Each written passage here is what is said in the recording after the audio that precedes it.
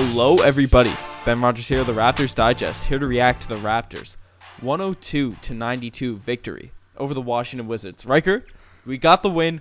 Wizards, they're done. Out of playoff contention. They are gone fishing, and Yep. it is wonderful. It was a series that we were completely sure of after the first two games. Completely unsure of after the third and fourth game. There was a lot of up and down emotions. We were riding a high, then we were riding a low, but the Raptors came out and did what they do best in Game 5 and 6, especially tonight. Fred was back. The bench mob was back. Yep. Man, they moved on. And They more exciting, they might not necessarily be playing against LeBron James in the second round. We'll see. Yep. Just a perfect night if you're a Raptors fan last night. The guys, the team, played exceptional basketball, got a road win against a fired-up Washington Wizards team. They were done. As you said, we'll talk about the Cavs and all that in a video coming tomorrow. Just the Cavs just got blown out by the Pacers. But let's just focus on this game. The ball movement, the team basketball was great, but the first player I want to talk about is Kyle Lowry. 24 points, 6 assists, 6 rebounds. What were your thoughts on Kyle tonight? No, it's great because I just bagged on him last video saying that DeLon's been playing better than him. And I didn't say I made it specific, or I very explicitly stated I'm not saying Lowry is bad. I'm just saying he hasn't performed to the level that you would want from an all-star, from your number one guy or number two guy, however one you want to think about it. But 17 and 10 game before, 24 tonight. It's just good. That's good performance. That's what you want from a starting point guard in that matchup. Yeah. Well, Lowry's been scoring the ball pretty well all series, and just he hasn't really imposed his will. He hasn't really given strike fair into anyone. It's always been a quiet. He's had a very quiet series. That's a great way to put it. And we want it. Yep. He's been quiet. He's been good, but it hasn't been very imposing. Tonight, he put all that to rest. Said, "We're getting this win. Whenever we need a bucket." Lowry, just he ran the flow of the offense, and obviously with Fred back, he's able to do a little bit more off the ball. It was just a great look to see Kyle Lowry and DeMar DeRozan. This series, they've kind of put to rest all the choker stuff. Yeah. Even though we did get a little bit isolation-ish basketball for a couple of games, but they still, even in those games, they scored pretty well. They've been putting the ball in the hoop, and obviously we wanted to sweep the 8th seed, but they had a very successful series. Well, it was like last season, the season prior, every season of that, the choking label was put on them, and expectations were high or expectations were low. And, of course, they didn't perform as well as the Raptors fans would have wanted. To me, it's the same thing as what's happening in OKC now. They were just eliminated last night. It's the Paul George and Russell Westbrook a phenomenon, if you want to put it like that. When Lowry and DeMar are the only people on the team that can score, and they recognize that and they go specifically to the ISO. I mean, of course they're going to miss shots. It happened last night in OKC. Yep. Paul George was 2 for 16. Nobody else on the team even took a shot. There was only 7 people that played the whole game. It's because they focus way too much. The Raptors have the amazing ability now to rely on their bench if the starters are playing bad, and that takes the pressure off our two best players, and then they're able to stroke their shots. They're able to go ISO ball when they need to be dominant, but when it's not, the pressure's not 100% there the entire game. Yeah, 100%. And I want to clarify, because I know people in the comment section have been kind of going at us saying we're too hard on the Raptors for ISO ball and all that. We're not saying the Raptors shouldn't be aggressive. We're not saying we don't want DeMar and Lowry taking a lot of shots. Obviously, we want our best 2 players taking the most shots, but it has to be in the flow of the offense, right? We love it when DeMar makes a drive or a post-up, but it can't be 8 dribbles before the possession happens and then a shot happens, because the defense is set and you just get difficult shots. Yep. Tonight is a prime example how our backcourt can be aggressive within the flow of the offense. Yep. Now, I want you to talk about the return of the man that everybody's been waiting for, the key to the success, the star, the shining star of the bench mob, our boy Fred VanVleet. Came back. We weren't sure, but he did, and he played amazing. Man, Fred, like the numbers don't pop out at you. Only 5 points, 2 of 7 shooting. Something you expect from a player coming back from being missing 2 weeks with a shoulder injury on a shooting, which your arms and shoulders are key for shooting. But just the way he controls the game, the way the offense looks, there's no foolishness going on when Fred's on the court. Yeah. He just, his impact, he does what Kyle Lowry does when he's playing in his all-star form. Obviously, Fred isn't as talented as Lowry, but he has that same impact. Just getting guys in the right place, making the defensive plays, always just putting people in the perfect position to succeed. Yeah, you're exactly right. I mean, the very first, a little shaky shooting, but I mean, that's to be expected coming out after sitting for so long. And I mean, shoulder injury, oh my gosh, stumbling across the words, of course would affect the form too, if you've seen it with Markelle Fultz. But yeah, you're totally right. It's the impact that he has, the ability that he has to level the offense, to make sure that everybody stays away from the iso ball. He's a true floor general. If you look back at the old 2K days when that was one of the best badges that you could put on any of your players, that's what that man is. And I mean, he's got a really bright future, and I just hope that we can ride him for the playoffs. And I mean, it's not even him, it's just everybody. It's everybody. DeLon, right? Yak, CJ, all the guys. Yeah, well, I think the impact of this game is shown in the box score by Fred VanVleet through all the other players on the bench mob. Because Siakam hasn't really stood out this series. Even CJ hasn't really taken off besides the first 2 games. Yak hasn't been himself. But tonight, Yak with 7 points, CJ 7 points, Siakam with 11 and 8 rebounds. Like, they all played great. I don't think that their turnaround, especially on the road, because they've been... The bench hasn't been good on the road in this series in the first 2 games. Yeah. But the fact that they could really step up in this game, I think that's a testament to the impact Fred has in the game. Testament to the impact Fred has in the game. Testament to Dwayne Casey just putting together a great team. We're back to a 10-player rotation, a very clean minute allocation tonight, except for DeMar and Kyle Lowry and Jonas. Everybody else was at about 20 minutes, so very even. It's essentially a two shift rotation, which is crazy in the NBA playoffs, that you're able to play 10 players in 2 lineups of 5 and have that impact. Of course, it jumbles up there at the game. The fourth quarter, you have some of the bench, some of the starters, but I mean, just a masterful collection of players that I'm really excited to look to in the second round. With Fred back, the sky's the limit. Even if we play LeBron James, it's not to say that we can't do well with this lineup. Yep. The fact that Dwayne Casey now has all the pieces to really go at this team, like go at whoever we face in the playoffs, now that we got the whole bench mob, he can really show the rest of the league, because no one really starts paying attention. We won't get the credibility to the playoffs.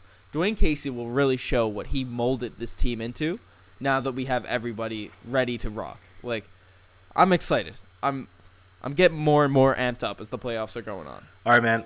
We'll keep that excitement going. Hit us with the DeGoat play of the day. The DeGoat play of the day? Well, tonight, the DeGoat play of the day, Kyle Lowry, 24 points tonight. Just awesome showing. He's also doing Kyle Lowry things out there. He had a crazy dive for a basketball to lead to... It was one of the craziest jumps. Seeing Lowry dive on the floor, Lowry is in game mode. He's ready to rock when he's diving on the floor for the basketball. Threw it up. I'd slip in my mind who he threw it to. Just for a nice to Fred VanVleet. Flash to Fred. A little pass to Fred, and Fred lobbed it up to Siakam, who finished with a dunk. Yep. I was just overwhelmed by Kyle Lowry's hustle. That's what we call a DeGoat play of the day. Yep. That's that right there. Especially in the playoffs. Especially in the playoffs. Pitbull Lowry, best Lowry. But as we always say, not all plays can be the to-go play of the day, and some just make you say, oh, geez. Takes us to the OG's play of the day. You got a good one for us again. Yeah, for sure. Markieff Morris and OG himself have been getting into it all series. OG showing he's the confident rookie on the court and dealing with these fools who tried and getting into his face. And tonight it was the same. Markieff Morris came to the bench, and he absurdly did not get a technical. Me and Ryker never like to bag on refs, and the reffing the past couple games for weird calls like technicals and offensive fouls. It's been very obscure, but the Raptors have overcome it. But tonight, Markieff Morris was just going at the bench, and OG got right in his face. We can't really say what he said on the pod, but we'll show it you on the screen. I guess you guys can lip read. He was having none of Markieff Morris's antics right there. Nope.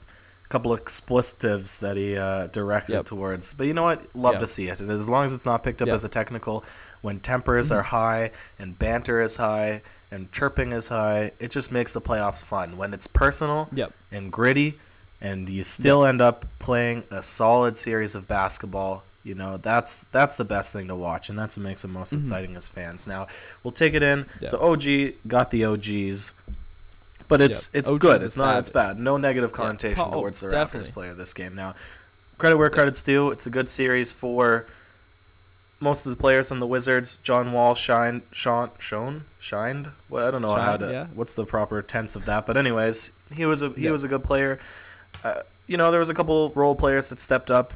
Bradley Beal was on and off. I'd say, you know, he didn't have an amazing series, but there was one player we were picking on. He killed it tonight. There was, and you know what? Good for him. But there was one player we were picking on all series. We said he could be a catalog model at Sears. He could be, he could be a cover of Baby Gap or, I don't know, Gap for preteens or something like that. A handsome guy in the court. Yo, what's up? If he dies, he's going to come back and kill you. That's a quote from Kelly Oubre himself. Oh wow. Okay. You know what? Yeah. I'm a little shook by that, but you know what? Him and Drake. So you better watch out. I better watch out. Him and Drake have a bit of banter. Anyways, there was a little bit of an incident tonight that made us say, "Wow, that was great." But we're gonna give him for that the DeMar Carroll Gold Star Award. What was it? Explain the happening. Well, obviously, DeLon Wright last game was the hero for the Toronto Raptors, dominant down the stretch of Game 5. And Kelly Oubre had some words about DeLon after the game, saying, guys like DeLon Wright don't play well on the road, right? Mm-hmm. So Kelly Oubre tried to make that point, shooting about 17% from the three-point line all series. Just scrubbing it up. He went 1 for 7 from the field tonight, 1 for 3 from 3, did nothing. Absolute, especially in Otto Porter's absence, did absolutely nothing. And just to put the icing on the cake of this DeMar Carroll Gold Star Award for Kelly Oubre, at the end of the game was over. Should have just quit, went home. He tried to go in for a layup, squeak in a couple extra points so he doesn't look that bad on that Sears catalog model stat page, whatever. Yeah. And DeLon Wright said no. He said, get that garbage out of there. He was having none of Kelly Oubre's late game antics. Yep. 5 seconds left on the clock. And he says, not in my house. Well, your house, but not even in your house. Not even in your house. DeLon says, this is my house. The court is my home. He's always home. He's always playing well. Yeah, he's always hungry. But that's it, man. Caps off what was a very up and down series, but ultimately, better than a sweep, arguably.